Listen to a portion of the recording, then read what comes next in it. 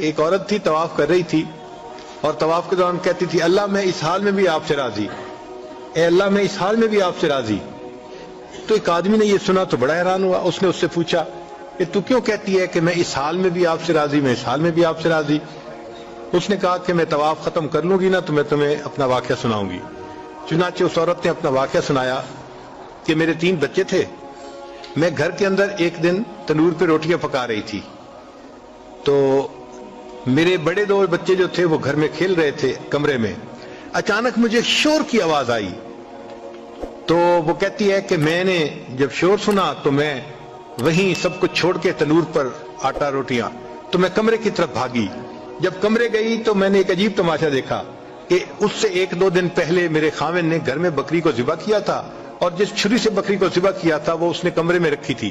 تو میرے دونوں بچے کھیلتے کھیلتے ان میں سے ایک نے دوسرے کو کہا کہ تمہیں پتہ ہے کہ ابو نے بکری کو کیسے ذبح کیا تھا؟ تو دوسرا کہتے ہیں مجھے تو نہیں پتا۔ وہ کہتے ہیں اچھا آؤ میں تمہیں بتاتا ہوں کہ کیسے ابو نے ذبح کیا تھا۔ تو میرا درمیان والا بیٹا جو تھا وہ زمین پر لیٹ گیا اور بڑے لڑکے نے اس چھری کو اٹھا لیا۔ اب وہ چھوٹا بچہ تھا اور اس کو پتہ نہیں تھا کہ چھری کتنی تیز ہے، چنانچہ اس نے اس کے گلے پہ جو چھری چلائی تو گلا تو فوراً کٹ گیا اور خون کا فوارہ چھوٹنے لگا۔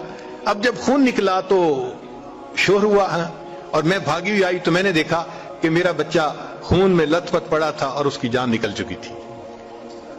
اب میں نے سوچا کہ میرا بڑا بیٹا کہاں ہے جس نے یہ حرکت کی تھی؟ وہ ڈر کے بھاگ گیا تھا اور کہیں چھپ گیا تھا۔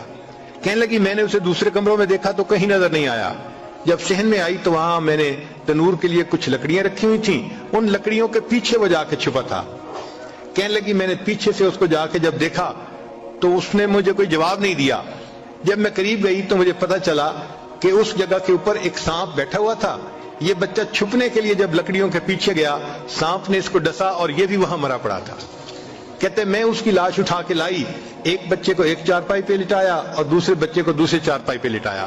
پھر اس کے بعد میں نے فیل کیا کہ میرا تیسرا چھوٹا بیٹا جو کرالنگ کرتا تھا، رینگتا تھا، وہ کہاں ہے؟ وہ مجھے نظر نہیں آ رہا تھا۔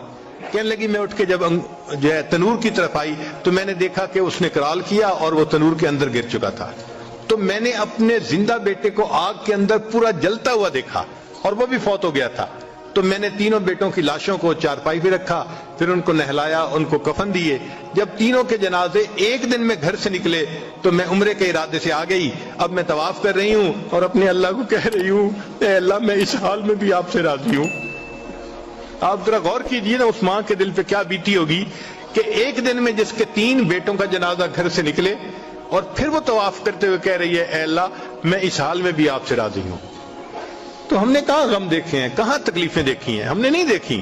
ہمیں تو اللہ نے بہت سہولت کی زندگی دی ہے۔